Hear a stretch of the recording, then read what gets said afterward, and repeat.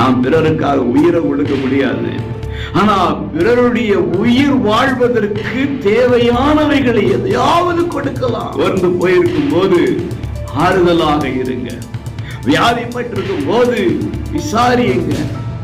நலிவடைந்திருக்கும் போது உதவி செய்யுங்க. பிரியமான அன்பு உறவுகளே, இயேசுவின் நாமத்திலே உங்களை மனதார வாழ்த்துகிறேன். 1 யோவான் 1:16 நாமும் சகோதரருக்காக ஜீவனை கொடுக்க கடனாளிகளா இருக்கிறோம். நம்முடைய கடன் என்ன தெரியுமா? சகோதரர்களுக்காக ஜீவனை கொடுக்க வேண்டும் என்பதுதானா? ஜீவனை கொடுக்க முடியாட்டி கூட என்ன செய்யலாம் தெரியுமா?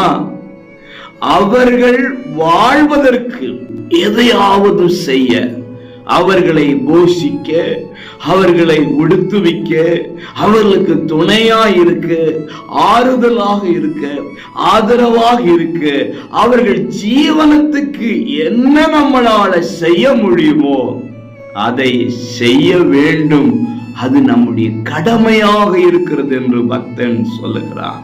நாம் பிறருக்காக உயிரை கொடுக்க முடியாது. ஆனா பிறருடைய உயிர் வாழ்வதற்கு தேவையானவைகளை எதையாவது கொடுக்கலாம். சோர்ந்து போயிருக்கும் போது ஆறுதலாக இருங்க. வியாதிப்பட்டிருக்கும் போது விசாரியுங்க.